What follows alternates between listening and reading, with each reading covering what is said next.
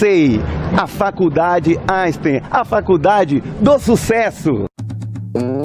Salvador será palco de um grande evento. Primeiro Congresso Internacional da Cultura e Arte, expandindo a consciência cósmica. O congresso irá incentivar a cultura e os diversos segmentos da arte envolvendo a conscienciologia. Acontecerá nos dias 6 e 7 de novembro, Hotel Sol Barra Express, Avenida 7 de Setembro, 3577, Porto da Barra.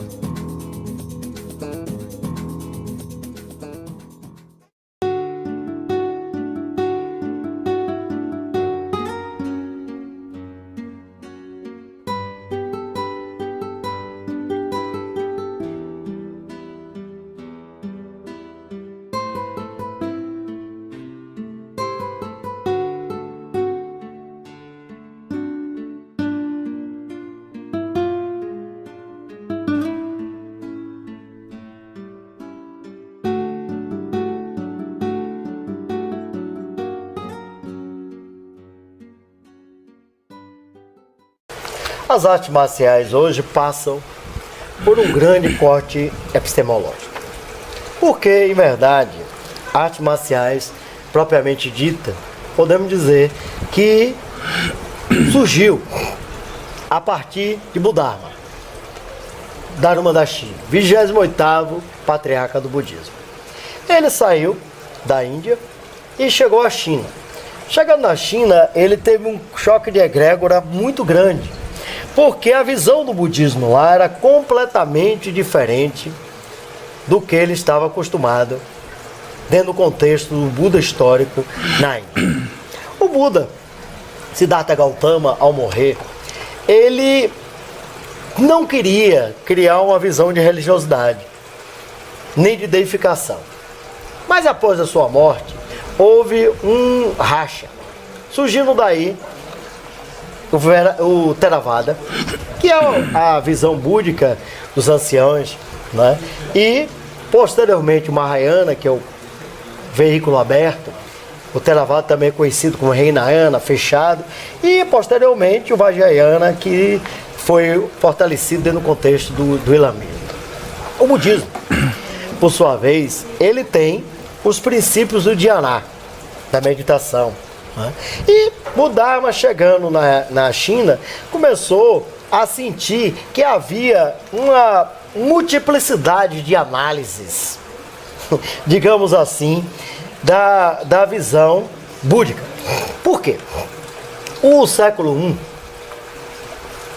o início do século I, na nossa era cristã, ou era comum, foi caracterizada pelos déspotas da China. A China tinha os seus imperadores, o primeiro imperador da China que unificou-a foi o Huangdi, mas no início do século I, os imperadores e as pessoas que comandavam eram os déspotas. E a única maneira das pessoas se afastarem da visão do despotismo, daqueles que comandavam, era se transformarem em budistas. Isso, os templos budistas começaram a se fortalecer. E cada dia mais que iam se fortalecendo, iam se desenvolvendo, né, mais poderio econômico tinham. Porque os imperadores, aquelas pessoas que queriam ter todo o processo de manipulação popular, botavam dinheiro lá. Somente no século IV, o taoísmo é que se alicerça como concepção de religiosidade forte na China. O Dharma, 28º patriarca do budismo, foi para a Índia, andando, né? E chegou lá, ou saiu da Índia para a China, chegando lá, ó o choque de egrégora. O imperador disse, olha, tem que resolver esse negócio aí, não pode ser essas visões que você está colocando aí, visão búdica. Ele, apoiado por alguns, digamos assim, simpatizantes, levou até o templo de Shaolin. Por que Shaolin? Shaolin quer dizer jovem floresta, que eram templos fechados, e esses templos, por sua vez, eles tinham, né, árvores ao seu redor. Lá começou a desenvolver técnicas de que a priori ele chamou, em vez de dhyana, porque dhyana veio do sânscrito, que é uma língua morta, né, que o Buda falava Pali, né, que era uma língua popular, fazendo uma analogia semelhante ao hebraico e ao aramaico, que Jesus, o povo falava aramaico. Hebraico era uma língua culta. O sânscrito, que tem um alfabeto chamado Devanagari, na Índia Antiga, era uma língua culta, o povo falava Pali. Então, ele mudou o nome de Dhyana, para Shen, que era a meditação, que ele começou a ensinar aos monges. Só que esses monges começavam a ficar bastante preguiçosos, não ociosos, porque o ócio representa o processo de pensar, como diz Domênico de Masi, como na Grécia Antiga era muito comum. Então, o que aconteceu? Ele criou um método de meditar e alguns exercícios de defesa pessoal, principalmente que os monges saíam e eram assaltados. Daí surgem os primórdios da marcialidade. Posteriormente, conhecida no Ocidente pelo termo Kung Fu, que quer dizer tempo de habilidade, mas na verdade Kung Fu foi um termo errôneo, né? Porque em verdade quando houve a luta, né, dos Tongs contra os no início do século XX, contra a política dos ingleses, as pessoas perguntavam: what is? This is Kung Fu, ou seja, isso é um tempo de habilidade. O filme de David Carradine que Bruce Lee ia fazer possibilitou o termo Kung Fu, mas o nome de artes marciais em chinês é Kung Shu, e arte marcial de maneira geral é chamado Wushu. A origem de Budharma é questionada. Por quê? Porque não se sabe onde inicia o mito, e principalmente o nome mito quer dizer história, narrativa, e onde começa a visão real.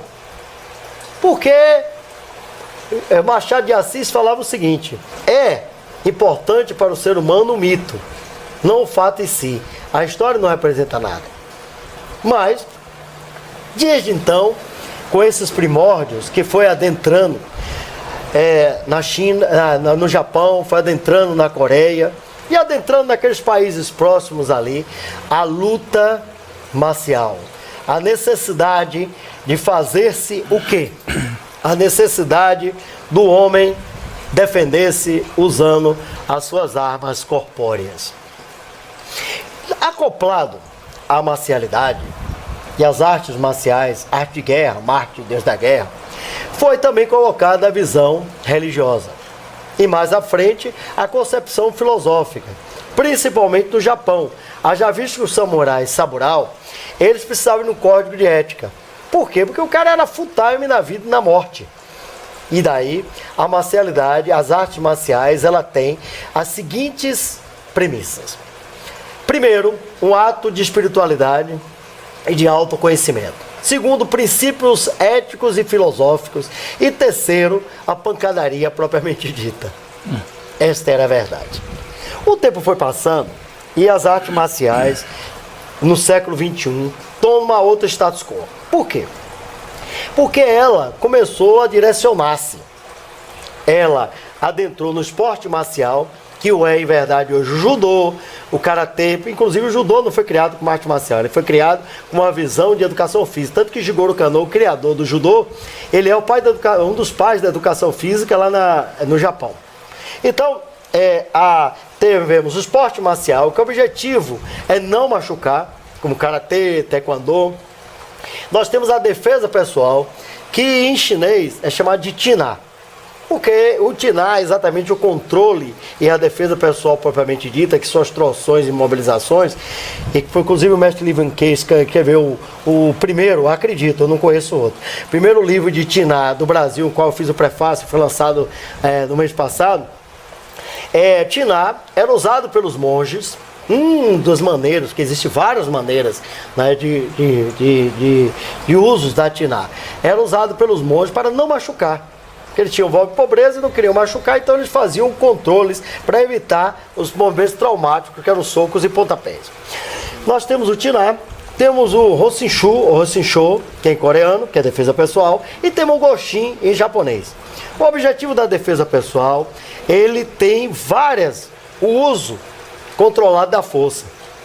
Até o próprio ato de correr e ter uma visão profilaxia é o processo de defesa pessoal. A criança, quando chora, é uma defesa pessoal. Ela está dizendo que está sentindo alguma coisa. Porém, ela pode chegar aos entretantos, nos quais nós podemos dar um exemplo que é muito usado dentro do contexto da defesa pessoal propriamente dita. É melhor ser julgado por 7 no tribunal do que carregado por 6 no caixão. Então ela pode ter tanto uma fuga como uma finalização. A terceira é a luta marcial, essa é a barbárie. Essa é a barbárie de Thomas Hobbes, que era um grande economista, né? É toma lá, dá cá, é uma barbárie. E nós temos a visão da arte marcial, que como eu disse, que é o todo, é a filosofia. Só que na cidade, no Brasil, eu tive a oportunidade de praticar várias artes marciais, escrever vários artigos, escrever vários livros. Quando chegou em 2008, eu estava ligado à revista Master, resolvi fazer um trabalho para deixar por escrito, né, os trabalhos de todos aqueles que direto ou indiretamente desenvolveram artes marciais e desenvolvem visão de artes marciais, de marcialidade como um todo no Brasil. Seja a defesa pessoal, que aqui nós temos pessoas voltadas à defesa pessoal policial, seja a parte esportiva, seja a parte do contexto filosófico, que é muito forte dentro da marcialidade. Por quê? Por que fizemos isso? Primeiro, em 2008, meu amigo que está nos Estados Unidos, Carlos Silva, falou-nos do trabalho de Ocorcorã, que é um livro no qual homenageia e deixa vivo, né, todos aqueles mestres dos Estados Unidos. Fábio Bueno, de uma maneira sapiente e inteligente, que é o editor e autor junto comigo aqui, que sem ele não seria nada, juntamente com a Elaine, vou até pronunciar o nome dela correto. Eles são os editores, são pessoas maravilhosas. Nessa época nós estávamos na Fighter Magazine e eu coordenava e fazia um trabalho junto com ele, inclusive fui autor de coleções de livros de artes marciais da online, que são vendidos em todas as bancas. E tinha feito um livro sobre a vida de Bruce Lee que foi esgotado. Tinha feito um livro também com Marcos e com a capa de Lee Hong-ki falando sobre a arte marcial de Bruce Lee, o 21, e tinha sido um sucesso. Então começamos a desenvolver e todo ano nós homenageamos os mestres nesse livro, Ei-lo aqui ao vivo em cores. É a 7ª edição. Muitas pessoas criticam, porque toda a crítica, para ser real, ela tem que ser radical, rigorosa de conjunto. Por que radical? Porque tem aqui a raiz, porque é o conjunto que veio tudo. E tem que ter o rigor, porque essa é a base da crítica. Muitas pessoas falam, mas lembro-me que historicamente todas as pessoas que fizeram história também não foram mal aceitas. Aqui eu não posso me comparar, né? Mas se eu lhe der cada pensador, inclusive Miyamoto Musashi, né? O autor do livro dos 5 elementos, dos 5 anéis, né? E por sua vez do famoso épico Musashi, né? Todos eles foram criticados. E é necessário percebermos que fazer é difícil, falar do que é feito é fácil. Então, nós fizemos o lançamento, não foi grátis. Lá na cidade de São Paulo, tinha 1.600 pessoas no último lançamento. O portal Jorge Guedes estava lá, está filmado e documentado, e foi na Assembleia Legislativa do Estado de São Paulo. Estava presente Fábio Bueno, Daniel Lucena, que foi o anfitrião e coordenador, juntamente com o seu irmão, deputado federal licenciado e hoje secretário de Estado lá em São Paulo, Lucena, e também todo o amparato da Assembleia Legislativa do Estado. Tivemos assim um trabalho magnífico, apresentação de trabalhos, palestra, onde 5.000 livros desapareceram. Desapareceram um detalhe. Foram comprados. Não foi suficiente para a quantidade que tinha. Foram furtados, né? Porque foram roubados. Mas foram... Agora, Graco, nos fale daí, porque você que fez as entrevistas lá e falar, eu gostaria aqui de deixar aqui os grandes mestres, que é da nossa autoria, junto com o Fábio Bueno, aqui a foto dele, mostra aí a foto do Fábio, né? Que além de ser editor, ele é autor, juntamente comigo, juntamente aqui a editora Elaine, que tem feito um trabalho, vou mostrar aqui a foto dessa figura maravilhosa. E esse grupo não faz somente isso. Eles fazem Elaine Bueno, fazem aqui a maravilhosa revista Master, que é a revista de banca de revista, revista eclética sobre as artes marciais, né? Eu estou aqui com massoterapia oriental, eu estou aqui, estou falando do nosso trabalho, da nossa faculdade, da FACEI e da faculdade Eric Fromm. Eu sou um dos editores dessa nossa revista. Eu tenho, graças a Deus, hoje publicado mais de 60 livros sobre artes marciais, né? Em banca de revistas, fora 25 anos voltado para essa área.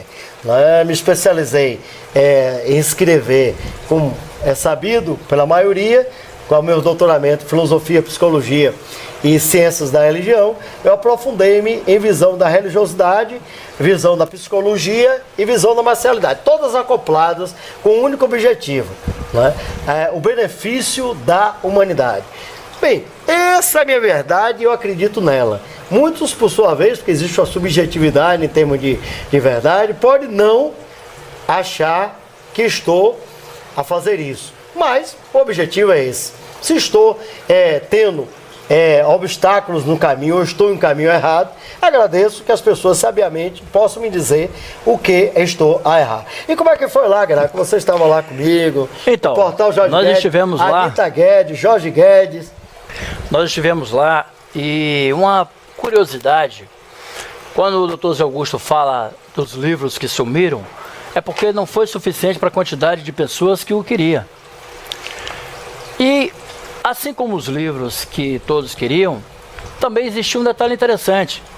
A quantidade de pessoas que estavam no evento era além da expectativa que era esperada. Por que era além da expectativa?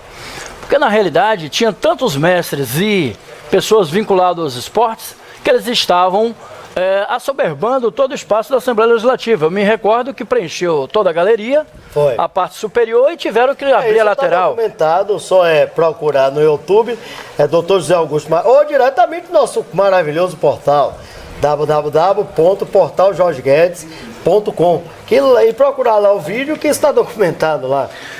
E o detalhe interessante é que quando nós estávamos realizando a entrevista com os mestres, o que eles mais falavam era da importância desse evento para a arte marcial no Brasil e no mundo. Os mestres aqui estão e eles levam os livros para serem vendidos, né? Além de ser um grande marketing. Exato. Né? O detalhe interessante, para cada mestre que está no livro, foi feita uma entrevista. Aqueles que nós perguntávamos de qual era a importância daquele evento para eles, eles muitas vezes referiam que eles nunca tinham sido dado a devida importância como foi dado com eventos desse tipo, como livros desse tipo, em que eles pegavam o livro e quando eu perguntava, o senhor vai doar algum? Ele disse, primeiro eu vou guardar o meu, porque todos o querem. Ora, se todos querem um livro, é porque o livro é muito bom. Então, nós começamos a fazer as entrevistas e olhando em cada parte do livro, a história de cada um. Exatamente. A história de vida que está em uma página. Aqui, por exemplo, o Daniel Lucena, essa figura maravilhosa aí, que eu deixo aqui um agradecimento, um líder, né? A tropa é o espelho do comandante. Esse homem é um grande comandante. Que foi ele que estava lá como cabeça, um dos cabeças, né, mas o principal, e por osmose conseguiu colocar muitas pessoas, né? E o mestre Kang, Honson Kang, né, outro líder, uma figura engraçadíssima, né? Certo? Simpaticíssima. Né? Sim, aí você estava falando. Então é o seguinte, como cada um tem a história dele aqui neste livro, eu gostaria que o professor José Augusto desse uma prévia sobre esse trabalho. Porque todas as vezes que nós perguntávamos a cada um o contexto da sua história, eles contavam a sua história e sempre inseria você no meio. E na verdade, todo esse trabalho aqui não é só meu.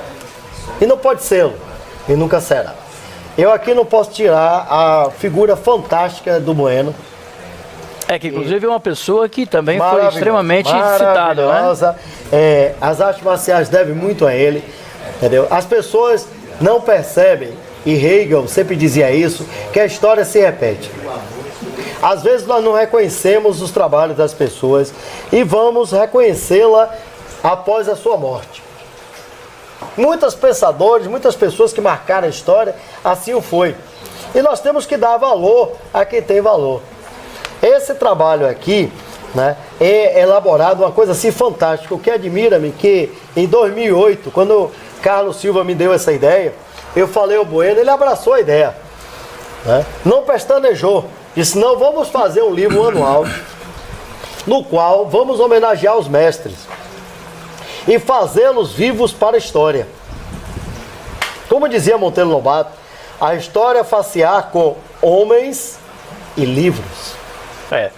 Inclusive um detalhe interessante que esse evento, o Dr. Zé Augusto está citando aqui o Bueno, que foi um dos organizadores, né? Foi os organizadores, foi o cabeça, que né? Ele fez a estrutura ser com funcional. O deputado Godin, médico, um homem realmente de um caráter ilibado, uma figura assim. Inclusive, eu abri o meu discurso falando que todo político preocupa-se com as eleições, mas o verdadeiro estadista preocupa-se com as gerações. E o que estava sendo feito ali era algo de estadista, tanto pelo doutor Godin, como pelo o deputado licenciado, que hoje é secretário, Lucena, irmão do Daniel Lucena. Roberto de Lucena, irmão do Daniel Lucena. Porque são coisas marcantes, coisas assim maravilhosas. São coisas que nós vimos as pessoas chorarem, certo? Chorarem ao vivo em cores. Pelo fato de homenagem. E vou dizer por quê. Inclusive, no momento que eu estava entrevistando alguns, eu percebi que o estado emocional deles estava tão grande que era necessário parar a entrevista para poder eles se recomporem. Por exemplo, eu não sou fã de futebol, entendeu? Certo? Então, mas o país é o país de futebol.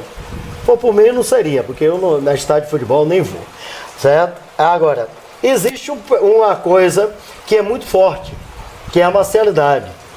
Porque você diz assim, o esporte tira as pessoas do vício, mas as artes marciais mais ainda.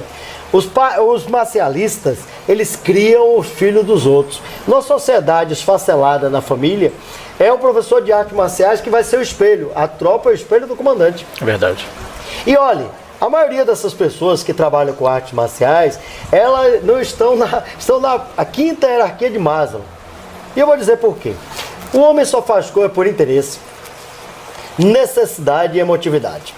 Ou ele tem raiva, né, e aí tal, ele faz, ou ele tem medo, ele faz, ou ele tem interesse, ele se interessa ou necessita. Só que a hierarquia das necessidades que Maslow colocou sabiamente após a Segunda Guerra Mundial, ele diz que a primeira é fisiológica, o homem precisa comer, viver, comer para sobreviver. A segunda é a segurança, a terceira é a social, a quarta é a estima e a quinta é a autorrealização. A pessoa de artes marciais ama o que faz. A maioria não ganha nada. Ganha nada. Eu conheço uma enormidade de pessoas que vão, certo? E dão aula de graça.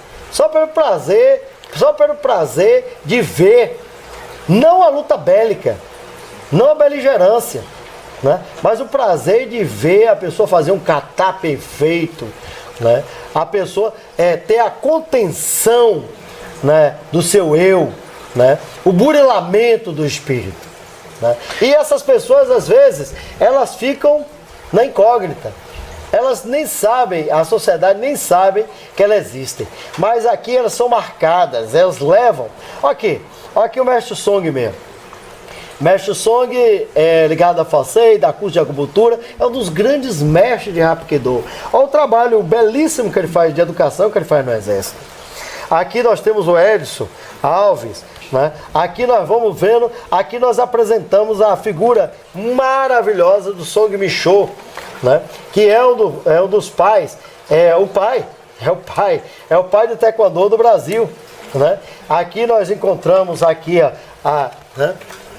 Song Micho, aqui a figura do general Choi, ou Che, como chamam os coreanos, que foi o pai do Taekwondo, né? A visão como exemplo aqui o Fábio Balu dos Santos, que tem um trabalho maravilhoso, né? O Genivaldo. Então são pessoas que no dia a dia no dia a dia, elas estão fazendo a história da sociedade. Em verdade, o ser humano, ele não é um ser físico, ele é moral e social. E essa moralidade, como dizia Soren Kierkegaard, é a segunda etapa. Aqui, ó, Paulo Duarte, do judô, um homem com a história belíssima, né? É aliado a um trabalho lá em São Paulo, ó, maravilhoso, que foi do Messias, o mestre Messias do judô. Tivemos aqui também na Bahia o Kazuo Yoshida, que educou milhares de pessoas, o Shiozawa. Então, na verdade, essas pessoas serão esquecidas. Por que serão esquecidas? Porque o povo tem história, mas não tem memória. E é necessário nós colocarmos isso em vídeo para que exatamente a posteridade possa perceber o trabalho pioneiro, ímpar dessas pessoas. Então, falando em trabalho pioneiro, trabalho ímpar, esse evento lá na Assembleia Legislativa de São Paulo, além de ter um número grande de pessoas importantes como os mestres das artes marciais, políticos, não podemos deixar de enfatizar a sua presença. Porque da mesma forma que você está falando sobre a importância de deixar a história feita para que as pessoas saibam da história de todas as artes marciais no Brasil, de todos os esportes no Brasil, você é um daqueles que está plantando a semente. Por quê? Porque todo esse trabalho seu acadêmico que é feito, ele fica na história. E as pessoas perdem muitas vezes o interesse pelo livro, mas não vai perder o interesse pela história. E mesmo que a pessoa perca o interesse pelo livro, vai estar gravado em vídeo, vai estar na fotografia. E um dia as pessoas que perderam o interesse no livro voltam para o livro. Sabe por quê? Porque isso aqui, o livro, é o pai do conhecimento. Nós aqui percebemos a importância de reunirmos aqui uma enormidade de marcialistas que, de forma full-time, fazem o seu trabalho e pouco reconhecimento tem. Lembro-me que aqui o professor Dr. Gilberto falou da hierarquia de Maslow. A primeira concepção e primeiro passo da hierarquia de Maslow é a parte fisiológica. A posteriori, a segurança. A terceira, a social. A quarta, a estima. E a quinta, a autorrealização. Encontramos na maioria dos professores de artes marciais que ministram aulas o processo da autorrealização. Porque às vezes não recebem o seu salário, às vezes têm dificuldade até para pegar o transporte e ir ministrar as aulas. Mas de forma sábia e com a visão meramente de mente de obra e não de mão de obra, faz a formação dos caráteres e do contexto da personalidade e da visão do homem como um todo. O homem, em verdade, ele não é somente um ser físico, não é um som. Ele é um ser psíquico-espiritual. E ele, em verdade, é produzindo-se através de concepções de marcialidade, tirar-se-á uma enormidade de pessoas que poderiam estar adentrando nas drogas. Falo aqui em nome das artes marciais, porque ela, em verdade, é que estou a ministrar aulas. Ela, em verdade, é que a minha faculdade, na qual eu sou diretor, as duas, a Erich Fromm, sediada nos Estados Unidos, homenageia algumas pessoas, e a outra, Faculdade Einstein, sediada na Bahia, homenageia a outras mais. Aqui sinto-me honrado em estar aqui. E lembro que Hegel falava, a história se repete. E acredito que o que está sendo feito aqui agora de uma forma bem gestáltica, taoísta e búdica, representará um futuro melhor para todos aqueles que militam na marcialidade. Só gostaria aqui de dizer que Deus nos abençoe e que este, como dizia Lao Tzu, seja o primeiro passo de uma longa caminhada. Uma caminhada histórica que persista, que a condição sine qua non seja o desenvolvimento e reconhecimento dos poderes executivo e legislativo, mas ainda daqueles que fazem muito pela marcialidade. Obrigado. Porque anualmente tem uma enormidade de mestres que vão sendo adentrados nele. Procure a Bueno Editora, que vai ser colocada aí, tá aí o e-mail, o site, tudo direitinho, o telefone, porque é uma oportunidade una, né? O que vale é o que está escrito, o tácito é o não escrito da deusa Tácita. Agora, na verdade, eu vou lhe dizer uma coisa, não é falsa modéstia não, é realidade. Mas foi um evento de... É uma res. Conta uma história interessante. Um grupo de pessoas, isso está no livro Guia dos Gurus, porque guru isso é vaca. Guia dos Gurus, quer dizer guia dos professores. É um manual de administração, ele tem 1 e 2. Uma pessoa era o cozinheiro e era o condutor da turma, de um grupo de 50 pessoas que estavam numa floresta. E o objetivo dessas pessoas era chegar até o rei e sair dessa selva. Só que existia uma pessoa que servia a todos. E era o condutor, era o cozinheiro, era o amigo. Só que essa pessoa, de repente, foi maltratada por um do grupo e foi embora. E todos ficaram perdidos na selva e morreram. Somente o casal chegou ao final. E, ó surpresa, o rei daquela selva que estava na ilha era o servo. Então as pessoas que querem liderar, que querem estar no pódio, elas não podem ser servidas, elas têm que estar servindo. Servir para ficar e desenvolver a história da marcialidade no nosso país. Agora me diga, José Augusto, qual a grande importância de evento como esse no contexto histórico? O mundo é percebido de duas formas. Através do mundo dos sentidos, que é a visão empírica, né? E através da visão interna, que, digamos assim, é a visão idealista, fenomenológica, existencial fenomenológica.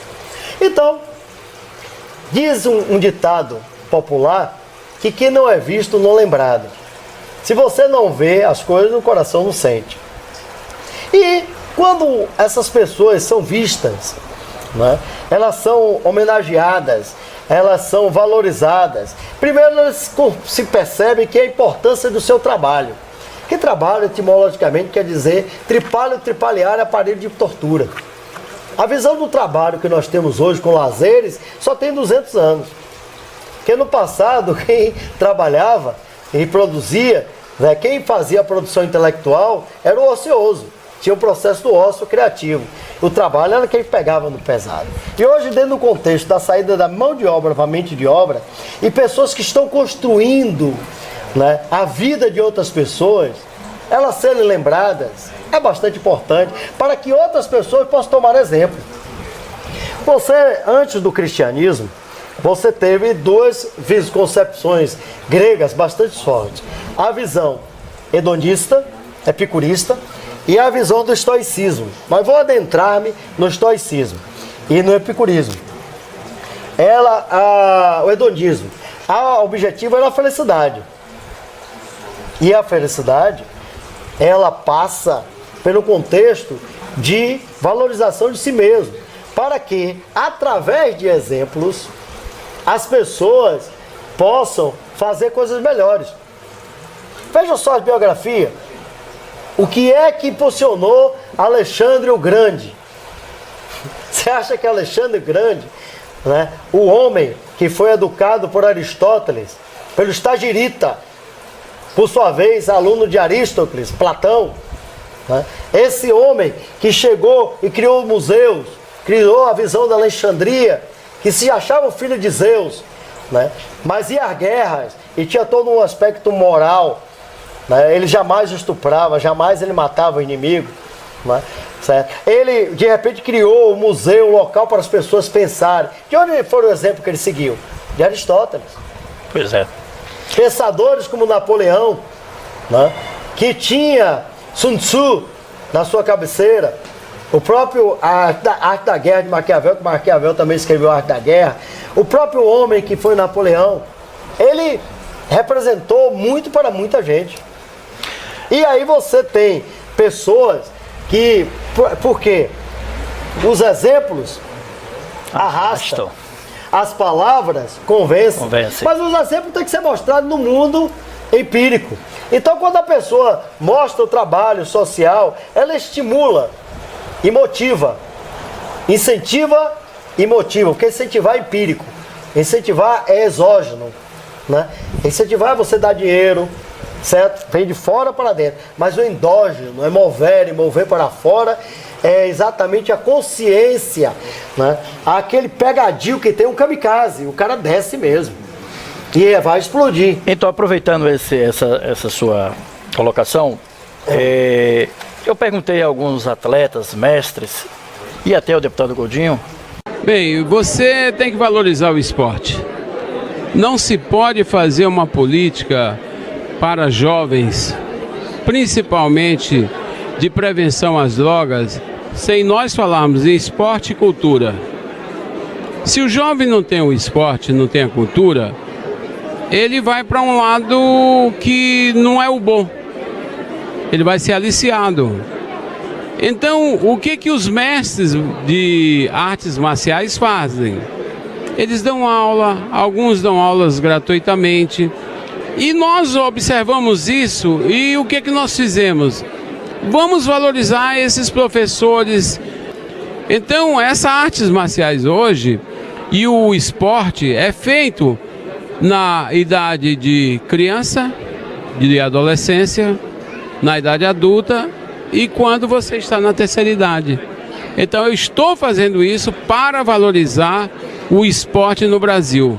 Que aqui merece o nosso respeito. Exatamente. Porque faz um trabalho assim fantástico na Assembleia Legislativa. Ele e o Roberto de Lucena e o Daniel Lucena, que é secretário também. Qual era a grande importância desse contexto? Mas assim, o que era feito para que esse trabalho de artes marciais fosse inserido nas escolas ainda a nível de alfabetização?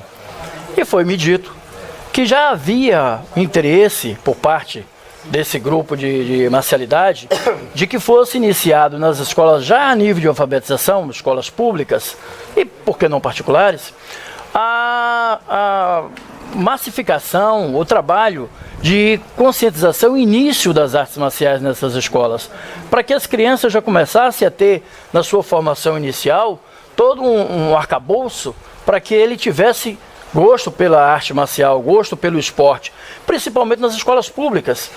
Já existe muitas escolas públicas e muitas escolas particulares que trabalham com artes marciais. Não existe ainda, digamos assim, um interesse político, porque a economia define a cultura define a moral define o poder. Que se faz necessário? Isso é Karl Marx. Por sua vez, Max Weber, que também foi um dos pais da sociologia, junto com Karl Marx, Max Weber, ele dizia que existe 3 tipos de autoridade.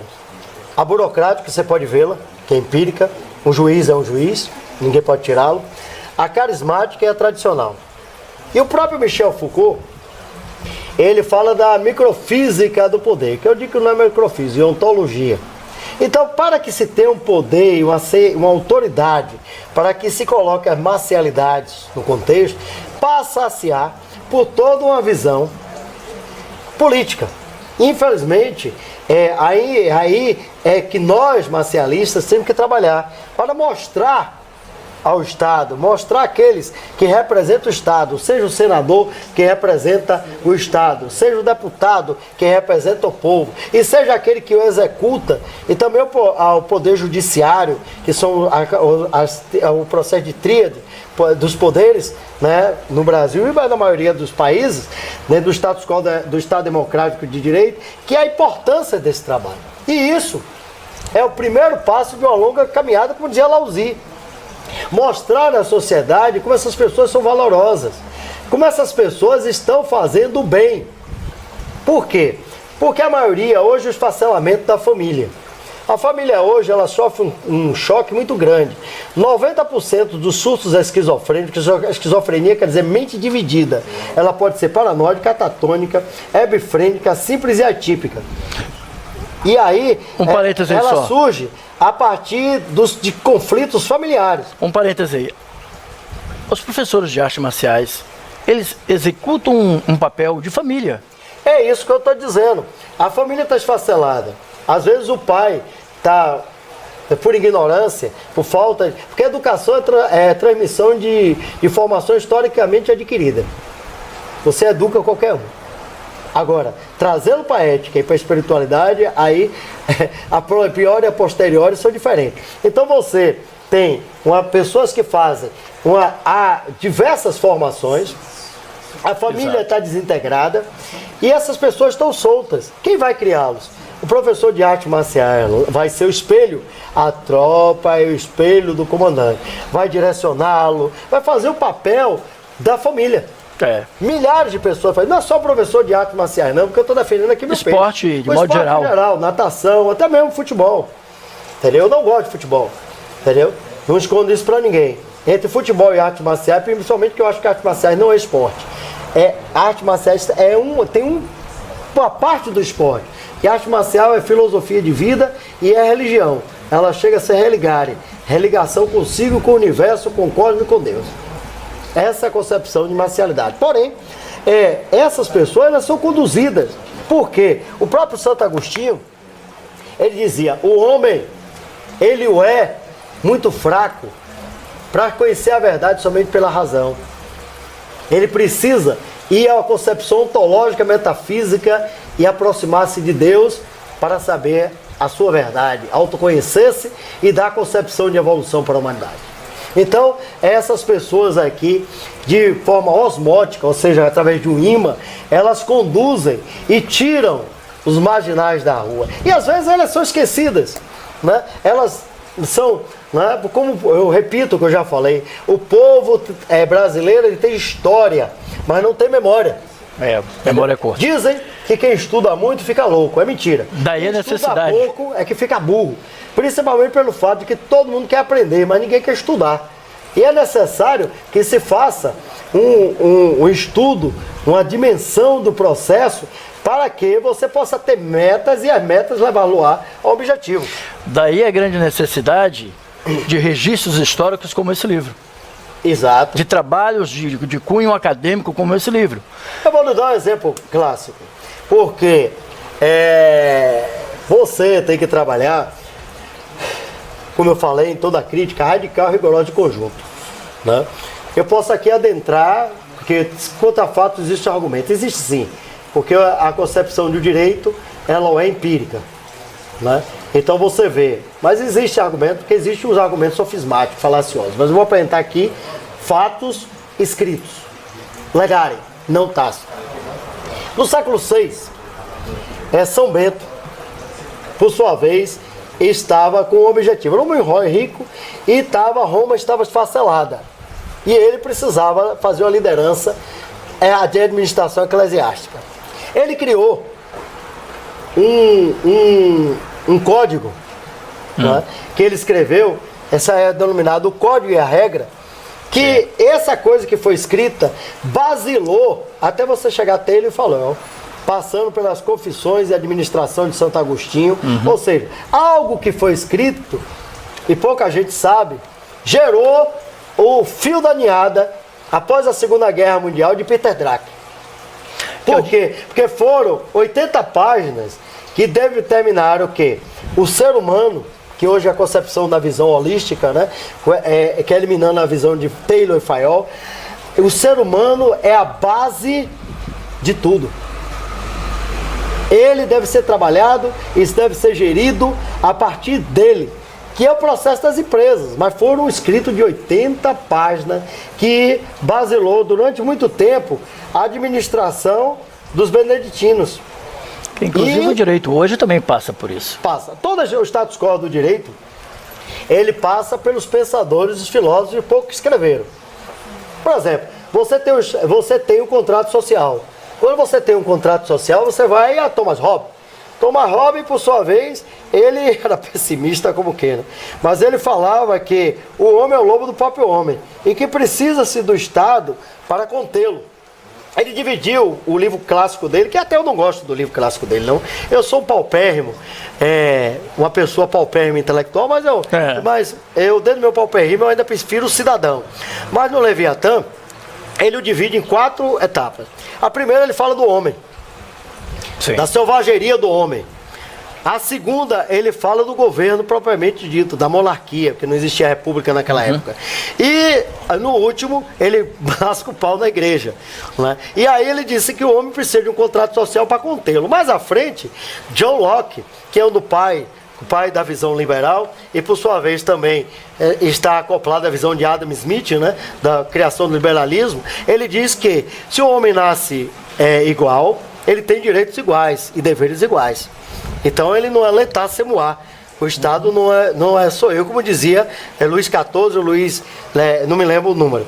E mais na frente, em 1761, Jean-Jacques Rousseau, ele escreve Emílio, Sim. que por sua vez o contrato social, e dá o status quo da formação de todo o Estado. É óbvio que você teve alicerces de Montesquieu, o espírito das leis, você teve, por sua vez, toda a visão até do próprio Augusto Comte no século XIX, com a visão de Weber, mas a posteriori. Mas a priori, foram exatamente clássicos. E tem um detalhe, eu vou lhe dizer a vida de cada um deles. John Locke foi criticado porque era dono de escravos. Jean-Jacques Rousseau teve dois filhos e foi altamente criticado, principalmente por Jean-François Aurier, Voltaire. Voltaire, por sua vez, foi ridicularizado na sua época. E Francis Bacon, nem falar, porque foi o pai do empirismo, pai da ciência, e também foi o Thomas Hobbes, coitado. Todos eles foram mal vistos naquela época. Mas o que eles estão escrito deu tempo ao tempo, mudou a história, conduzindo-a para que as pessoas saíssem do mundo das ideias e produzissem outro status quo intelectual em todo o mundo. As pessoas hoje falam assim, mas existe determinada coisa, mas ela existe porque existiu, como Hegel disse, uma visão historicista parida em que numa repetição da história e uma produção da história para o status quo axiológico, ou seja, dos valores, epistemológico, ou seja, da ciência, e acima de tudo, a formulação dos pensares da humanidade. Então, quando nós tratamos novamente do livro, nós dissemos o seguinte: para se compor um livro desse, você precisa do conhecimento para poder produzi-lo, você precisa das pessoas para poder executá-lo, como o Bueno. Né? Não, Bueno e Elaine são o Papa e a Papisa de todo esse contexto aí. Então, precisa... Sem eles eu não seria nada. Precisa das pessoas que fizeram a história para estarem nele, como os mestres que aqui estão, mas precisa de um elemento também muito importante. Que elemento é esse? O elemento mais simples, que é a história. Para que ele fique na história. É o resultado de um trabalho importantíssimo, um trabalho de pesquisa, um trabalho acadêmico que foi feito por pessoas como você, que estão hoje fazendo com que a história aconteça. Este livro faz parte da história e vai mudar a história do futuro. Tenha certeza disso. Bem, vamos chegar ao final, certo? Porque eu sou bastante prolixo, todo mundo é sabedor disso. Mas uma coisa, eu vou sintetizar ao que aqui, não ao vivo em cores, porque é filmado, né? Este é o nosso livro, Grandes Mestres. O livro é como um filho. E é interessante que o filho, muitas vezes, na sua maioria, nos dá decepções e o livro não. Esta é a nossa revista. E convidamos a todos aqueles que queiram participar, que mantenham contato com o Bueno, com a Elaine e com a editora Bueno, a Bueno Editora. E nós estamos aqui para servir, porque nós fazemos a história, somos a história e acreditamos na história dos marcialistas do Brasil.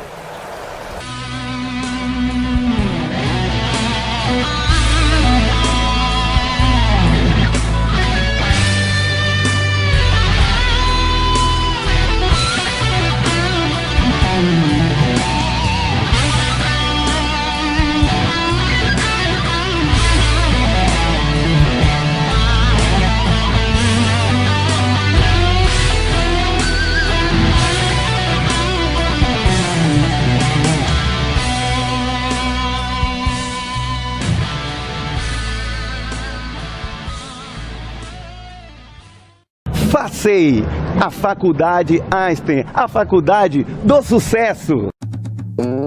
Salvador será palco de um grande evento.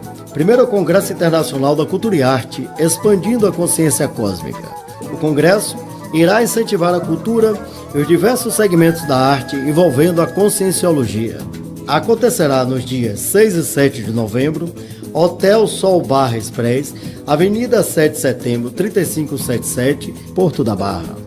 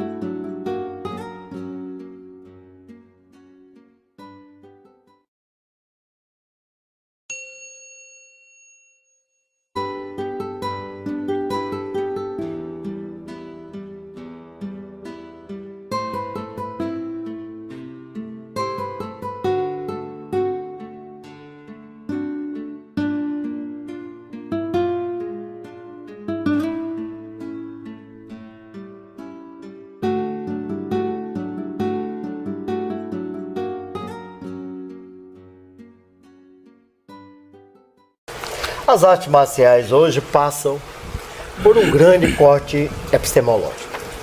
Porque, em verdade, artes marciais, propriamente dita, podemos dizer que surgiu a partir de Buddharma, Dharma-Dashi, 28º patriarca do budismo. Ele saiu da Índia e chegou à China. Chegando na China, ele teve um choque de egrégora muito grande, porque a visão do budismo lá era completamente diferente do que ele estava acostumado dentro do contexto do Buda histórico na Índia. O Buda, Siddhartha Gautama, ao morrer, ele não queria criar uma visão de religiosidade, nem de deificação. Mas após a sua morte, houve um racha, surgindo daí o Theravada, que é a visão búdica dos anciãos, né? E posteriormente o Mahayana, que é o veículo aberto, o Theravada também é conhecido como Hinayana, fechado, e posteriormente o Vajrayana, que foi fortalecido dentro do contexto do islamismo. O budismo, por sua vez, ele tem os princípios do dhyana, da meditação. E o Dharma, chegando na China, começou a sentir que havia uma multiplicidade de análises.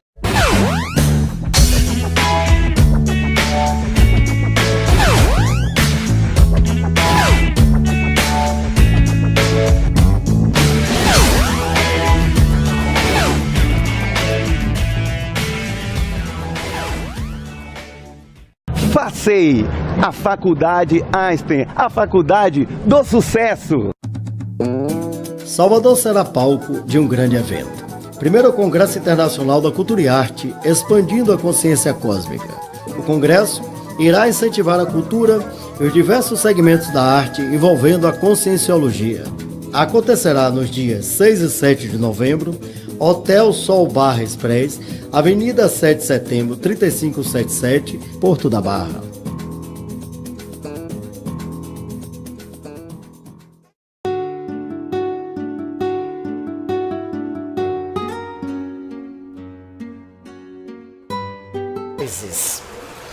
Digamos assim, da visão búdica.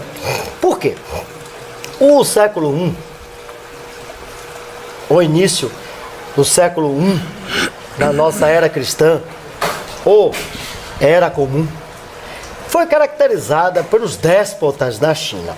A China tinha os seus imperadores, o primeiro imperador da China que unificou-a foi o Huang-Ti, mas no início do século I, os imperadores e as pessoas se comandavam, eram os déspotas. E a única maneira das pessoas se afastarem da visão do despotismo, daqueles que comandavam, eram se transformarem em budistas. Isso, os templos budistas começaram a se fortalecer. E cada dia mais que iam se fortalecendo, iam se desenvolvendo, né, mais poderio econômico tinham. Porque os imperadores, aquelas pessoas que queriam ter todo o processo de manipulação popular, botavam dinheiro lá. Somente no século IV, o taoísmo é que se alicerça como concepção de religiosidade forte na China. Budarma, 28º patriarca do budismo, foi para a Índia, andando, né? E chegou lá, ou saiu da Índia para a China, chegando lá, ó o choque de egrégor. O imperador disse, olha, tem que resolver esse negócio aí, não pode ser essas visões que você está colocando aí, visão búdica. Ele, apoiado por alguns, digamos assim, simpatizantes, levou até o templo de Shaolin. Por que Shaolin? Shaolin quer dizer jovem floresta, que eram templos fechados, e esses templos, por sua vez, eles tinham, né, árvores ao seu redor. Lá começou a desenvolver técnicas de que a priori ele chamou, em vez de Dhyana, porque Dhyana veio do sânscrito, que é uma língua morta, né, que o Buda